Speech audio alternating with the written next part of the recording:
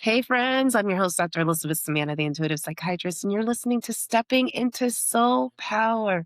Friends, many of us are parents, and there is a moment, if you've ever given birth, if you've ever been present when life has entered this world, a moment just after where everything just kind of goes quiet and something shifts. There are big shifts that are happening, and it changes something about ourselves. Our next guest is a doctor of naturopathic medicine. She's a medical intuitive.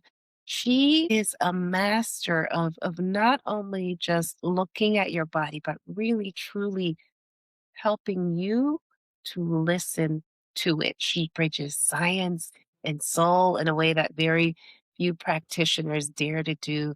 Dr. Lauren Sanchez, welcome to the show.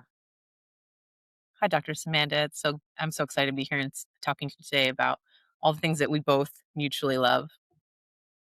Yes, you've got just a unique blend of skills and experiences, and I wonder if you could tell us about your journey, your path, how you decided to go the path of becoming a naturopathic doctor and a medical intuitive.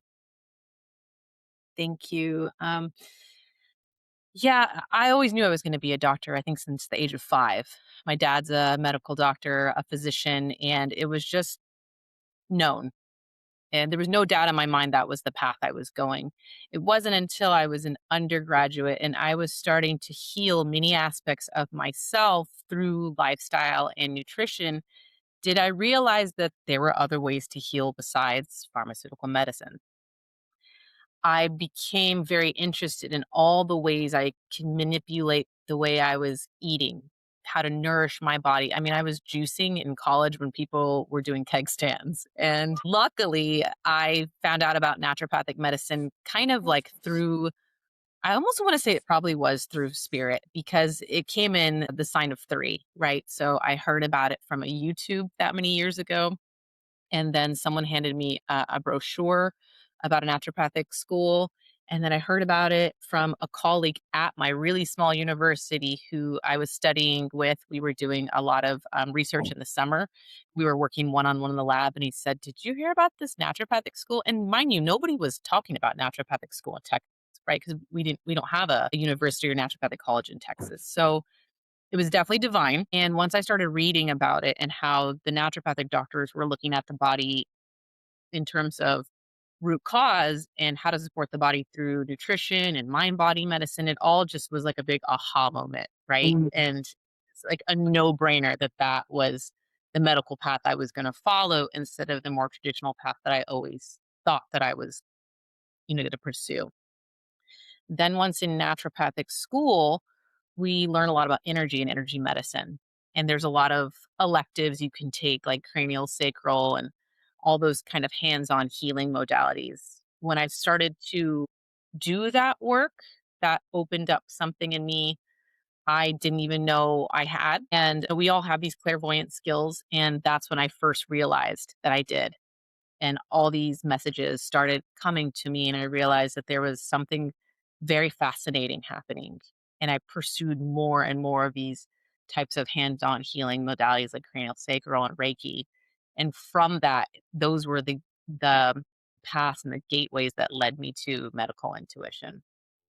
Wow. For those who don't know what craniosacral is or Reiki, what just describe like what does that look like? What do those healing modalities look like? Yeah, they are similar but different. Craniosacral is a hands on modality in which we are moving the sacral fluid, right, through intention, through gentle touch. We can place our hands on certain positions to bring more movement into that space for healing. We can gently move cranial bones with gentle touch and intention. A lot of profound changes can happen with cranial sacral, and that's where I began was learning that as a student. Then after school, I learned Reiki through a Reiki master teacher here in Austin, Texas. And that's similar in that most people practice hands on with Reiki as well. And that's also about energy movement, bringing energy in the spaces in which we need movement there, and then kind of relaxing the other spaces where there's too much tightness and too much stuck energy. Lots of intention is important with that. And then working with, in my mind, with through my work with spirit and higher power, and that those modalities, if you've never experienced in them, can have like profound shifts with very little touch, with very little intervention. They're very gentle, Mm. but yet there's this shift that can occur. You can leave with this like, wow, something changed. I feel lighter. I feel more movement in my body. I let go of something. Wow. As you've gone through just kind of adding, it sounds like you're integrating more and more modalities. So it's like you're adding tools to your toolbox. Um, how have you found your intuition has evolved? Yeah, it has, and, yes, I would agree. The tools in the toolbox, I always feel like it's fun to add more tools. I think a lot of us would agree that we just kind of keep finding more things that we wanna learn and geek out about and get certified in or experience in our practice, or anything that can, like, strengthen how we help people or how we help ourselves, right? I have found that the intuition has strengthened over time because of trust towards it, Mm, for instead of kind of doubting it or second guessing it, starting to really believe it and know that it's true. When you do that, it gets stronger. And then I have noticed through having children, I have naturally gained more intuitive skills every time I have birthed a human, which is very fascinating. tell That's us about this. Tell us about what's going on with you. It was like a bonus upgrade I didn't know that could happen, to be really honest. The very first time I took the Reiki course with the Reiki master and the trainer here in Austin, I was pregnant in that class. And I was going to it with the idea of that, ooh, this could probably be a great modality for my future family, right? So I was just starting to build my family. I was already thinking of gentle yet effective modalities to treating my family and my kids, knowing that I was signing up for years of raising kids and also probably potential illnesses and challenges. So I was actively pregnant in that first class when I kind of got my first Reiki experiences receiving as well as giving. And I didn't really notice anything while being pregnant, to be honest, in terms of more intuition or less.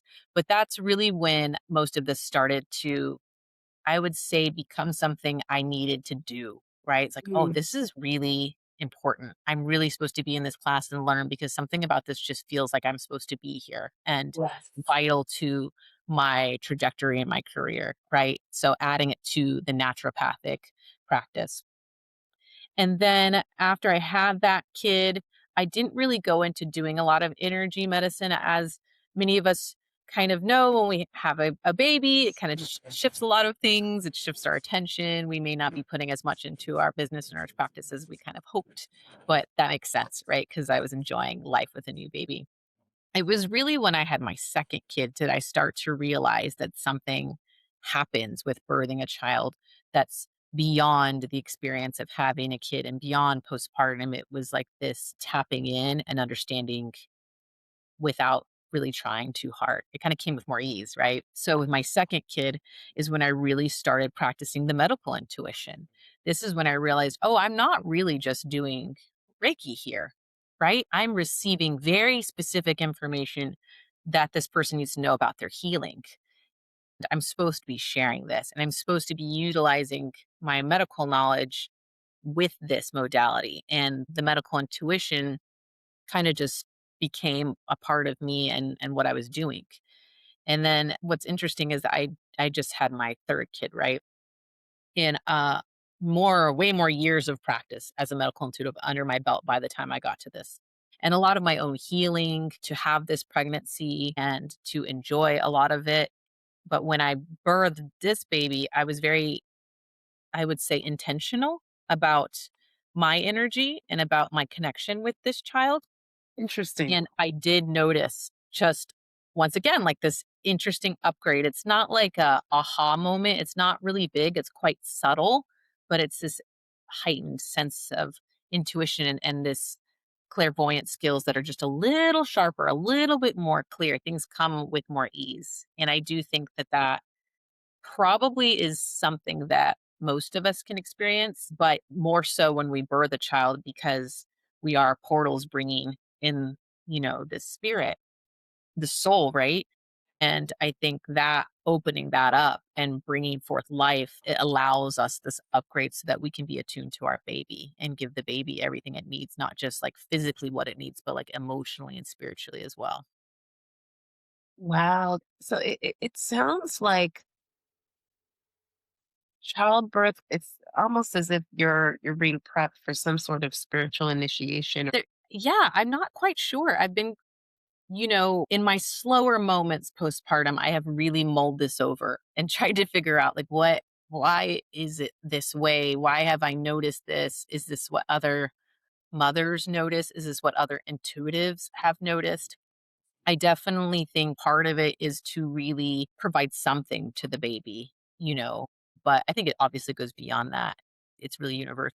But what I've noticed with the second and third child when this happened is understanding that the new babies also has spirit guides. And I think being attuned and opened when this whole process happens allows me to know their guide to figure out how to communicate with it to support my child, especially in those early months when things are really kind of scary when you bring a newborn home, right? Even like things like their vitals can be unpredictable. You're checking them when they're sleeping, if they're breathing, and they get these little spikes of temperature, and you're concerned is it illness, or they do get these early newborn illnesses or what have you. And I think that that spiritual process of being open and knowing their guides is supportive in those very early months where things feel still scary. And so when you're working with women, how can they really capitalize on their intuition as they're going through the birthing process? What are your thoughts? Yeah, that's an awesome question because a lot of what I do in my work now is helping people understand their own intuition and helping them trust it and really validating it for them. Because I realize that a lot of us are unwell because we stopped listening and trusting our intuition. And so, more recently in years in my practice, I've been thinking, how do I help people get in touch with that, notice it, access it, improve it, all the things. In that process, I think is, one way you can really harness it and get in touch with it is just to be still and quiet and sense and feel, which is very hard to do, obviously, in the whole birthing process and all that. But there was a moment in time right after I birthed my son, and this is really profound for me. He was born 6 weeks early. And so they had to, I think maybe 5 minutes after me holding him, they had to take him to the NICU. So they put him in this little kind of like incubator type of box, right? It's not, but I'm describing it as best as I can. And then they had to roll him away and take him to the NICU. And they allowed me to see him very briefly when he was put in that box that they were transporting him to. And it was at that moment I connected with him energetically on purpose. I threw I cast out a connection, much like fishing. I threw it at him and I connected my heart with his energetically, right? And I told him energetically, telepathically, I said, everything's going to be okay. You're going to be okay. I'm going to be okay. And your dad is with you. And I strengthened that so that we could communicate that way, even though he was on the sixth floor and I was on the second or third floor of a hospital, right? And so it's if you can slow down and be present and you can form that energetic connection of communication, you can essentially send a lot of information through that and you can sense a lot of things through that. Okay. You talked about casting your net, and are there some practical things that people can do on their own, build trust? Yeah, build trust with themselves and their intuition. Yeah, I yes. And I think this is necessary actually because the more sick somebody is, the harder this is. Um, or the more difficulty they've had in the medical system, whether that's something like gaslighting from the medical system, or whether that's something like trauma from the medical system, the harder this is for them to have trust with their own bodies, their own intuition, because they're sick and they've lost a lot of trust, right? But it's, Yeah. in my opinion, if they can build that and practice it, harness it, it can be the best guiding light for their healing, right? And one thing they can practice is feeling into and sensing the energy in their solar plexus, right? So something I practice sometimes, and it's really simple, is where is my solar plexus pulling me? Like where is the energy saying I should go? It can be something as simple as like a literal direction. Yeah, I go left or right. Or it should be something as like an option, right? Not a physical direction, but an option. Should I go towards this or should I go towards that? And sensing your energy there and seeing, is there a pull? Is there a retraction? It can be very hard with chronically sick people, but to start to even just feel into that space would be a Mm, good place to start. Just to even notice what that space feels like. Does it feel on or off? Does it feel hot or cold? Does it feel heavy or light? Does it feel painful or an absence of pain? Right? Just to, because there's a lot of our energy is held there, right? And that space is complicated. So practicing by putting your hands on it and by sensing, what does it naturally feel like when you're just sitting there with your hands on it? And how do you start to notice if there's a pull? and you mentioned something, it's you talked about trust, intuition, and then the follow through. There's the follow through of whatever your intuition is telling you to do. For people who are intuitive, I guess that's a question of trust, right? Like if you don't follow through, then is it that you just don't trust enough? What are your thoughts? This is such a good question. I really like this. Some of it is like, yeah, you don't follow through because you don't trust it. It's like you notice it, but then you're going to deny it. Like, oh, I noticed that. That can't be real, which is the strong majority of us do that. Oh, I felt that, but then I didn't think so. Oh, I noticed that immediately, but then I was like, nah, that can't be. That's what most people do because they let their cognitive mind choose ultimately. They always, for some reason, find like, oh, that's got to be the right thing because that's what my brain is saying versus like that's what I felt. That's what my intuition was saying. So it is sometimes a trust problem, and other times it's just that we have problems with follow through, right? Like that we all do. That we're all guilty of like, oh, I know I'm supposed to do this in terms of exercise and nutrition and supplementation, and I just didn't do it. Right. It's not so much a trust issue. It's just like we're overwhelmed human beings. And it's a something else to do. Right. But building that trust is really important because if you keep dismissing it and you're allowing your mind to always make the decision, even though the intuition is really strong, like essentially you're bypassing the intuition every time, you're missing some really, really important messages. And it's possible that you are dismissing even a path that you should be going down. We hear this all the time from people who say, yeah, I knew for so long.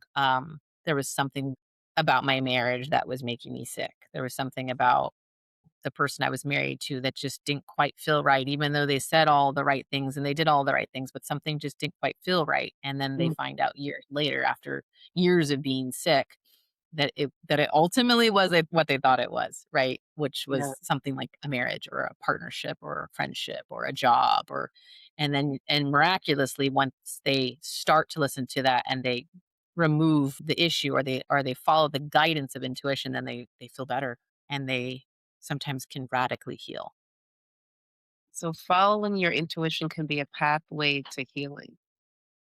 Absolutely. Yeah, absolutely. And that's why I have started to utilize it not only as like a tool in my practice, like listening to my own in Yeah. terms of how I want to approach somebody's healing with them, but teaching them to listen to their own and really to validate it with them because ultimately they're going to heal themselves, right? Like I don't really heal anybody.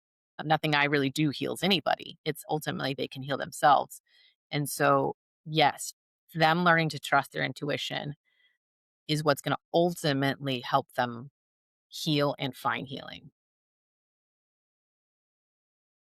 And as you worked with different people, and you have lots of tools in your toolbox, but like, is there a particular modality that you truly, truly love to use that has really helped not only just connect with the people that you work with, but also yourself?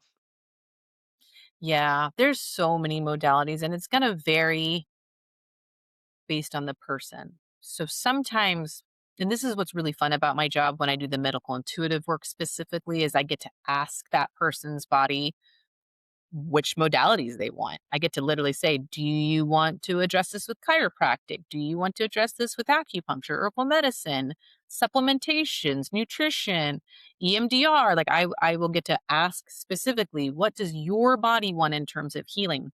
And it's actually quite funny because sometimes I will get like a strong like no to certain things. And I'll even tell the client, oh, it said no to that. And they say, oh yeah, I can't stand that. I've tried that or I will never do that. And it's funny. And the body will get to choose. For me, my passion is nutrition and herbal medicine. That doesn't mean it works for everybody because we all heal very differently. Yeah. But that to me is like kind of like the beauty of indigenous medicines, right? I really like to nourish the body with food and herbs. I just feel like we're all so undernourished. Yeah. So if we can do it with food, that's my personal preference. That's my favorite modality. But the modality truly will be based on what that person needs and less so much about like what I like to use in my favorite, which is very fascinating. I love that. I love that it is the practice of asking that person what they need rather than I feel like in medicine we're like just oh telling people what to do. This Yeah. is what I say and I am the doctor here, but really taking into account what their spirit, what their soul wants. Some modalities, like cognitively and clinically, right, as trained doctors, we know, oh, this works really well for this Hmm. condition, for this person. You're going to go do 6 sessions of this, right? And come back and report to me. So it makes sense. Like clinically, we see it work. It works for most people. Thought wise, it fits, right? Because a lot of this is like using our brain and our experience and all the things that we were taught we know. But sometimes it just doesn't work out like that. So you'll ask the person, like, yeah, so how did that go? Like, yeah, it didn't help. And you're like, what? It didn't help? No, it didn't help. Or I didn't like it. And you're like, oh, you didn't like it. Most people love it. No, I can stand it. Right. So it's so funny that if we learn intuitively to ask the body instead of just prescribing based on what we know clinically, the body will just say, yeah, that's what I want. I want that. I want acupuncture. I do not want chiropractic. I want herbs. I do not want any supplements. It will be very clear in that way. And I think that's where we can see sometimes people be unstuck is following the body's recommendations instead of like what we really kind of find is right or best for the person, right? Yes. I feel that if we can move in that direction within medicine or, just healing in general, like where we really listen, if we can start to see a place for medical intuition within all of these within all of these spheres, like how could that transform healthcare? This is my number one passion in life that I'm working towards is how do we get more medical professionals to either utilize medical intuition or be trained in it or even just be exposed to the idea of intuition as part of the healing. right? And I think it has a really specific place in medicine because if you look at it, traditional medicine, we do blood work, we do imaging, all of those, if you really think about what they're measuring, what the test is doing, and how the test is performed, and how the machine is working, it's measuring energy on some form, Yeah. right? And so we know that the way we gain information is through some way of measuring energy. The medical intuitive is also doing the same thing, right? When we do a medical intuitive scan, no, it's not an MRI, it's not a CT scan, it's not blood work, but it has value similarly to other ways of looking at the body. Mhm.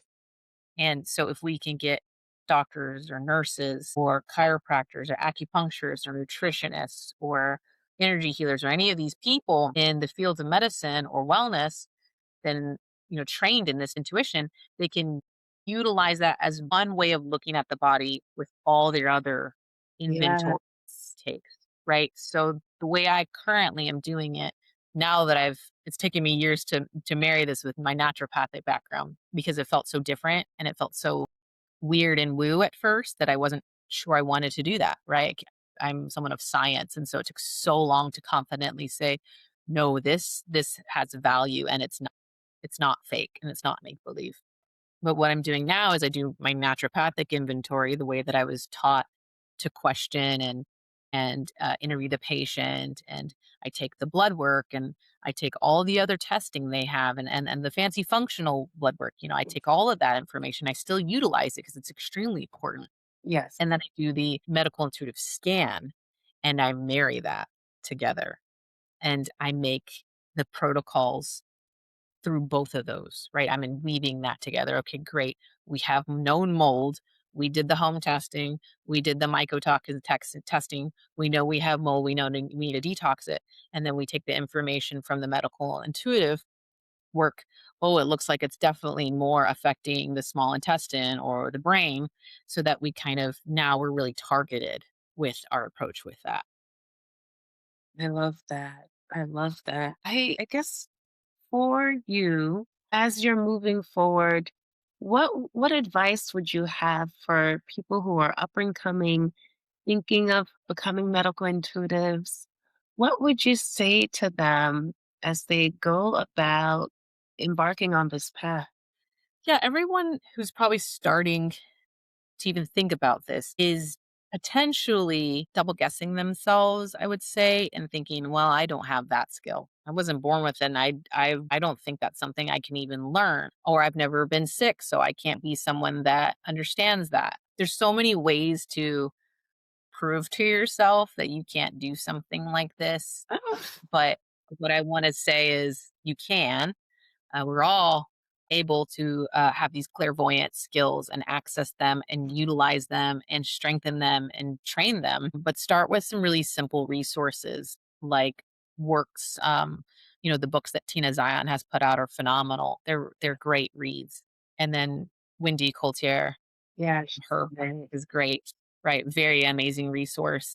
There's just so many amazing resources out there. Start with some simple training and start with just like sensing and feeling and see if that is something that you even enjoy because you will be working with people. So, kind of like dabble in a little bit of that and see how you feel. But don't be concerned that like you don't feel like you were gifted anything.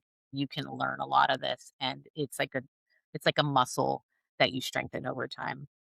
I like that analogy. Like if being a muscle that strengthens over time, it you gotta use it. You gotta exercise. You gotta. Gotta Yeah. We all get caught up too on being like accurate and right. This was like a thought that came to me really recently was like, Yes. okay, what if I'm not accurate or right? That's really concerning because we're telling people this is what your body's saying. What if I'm not accurate or right? You can get really caught up on that and like almost not want to do your work, right? Because there's going to be a percentage of where you're just not, you're just not accurate or right. There's going to be some things that are you didn't pick up on correctly, and that's okay because how many times have you heard a patient say, "Oh yeah, I got that test done. It didn't show anything," you know, or or there was a problem and the test didn't show that. It couldn't pick that up on the test. It couldn't see that. That report, wasn't helpful or it was missing something. So, medical testing, although very, very valuable, and I highly recommend it, there's a degree of it's not always going to be the most helpful or most correct either.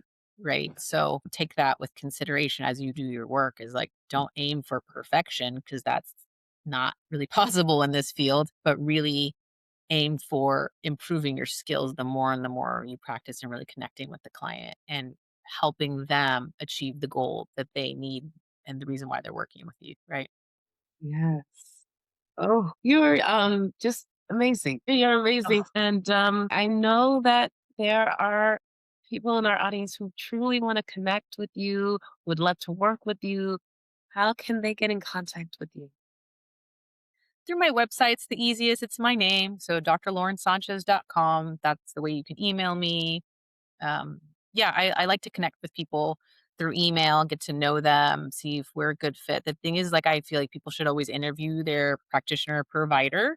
And so getting that conversation going and asking all the questions you need to feel comfortable.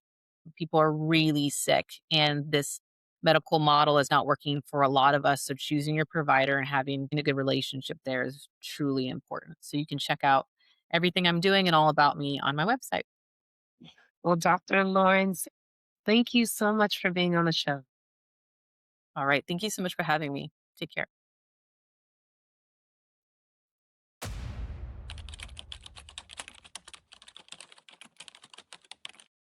If you haven't heard it yet today, I appreciate you.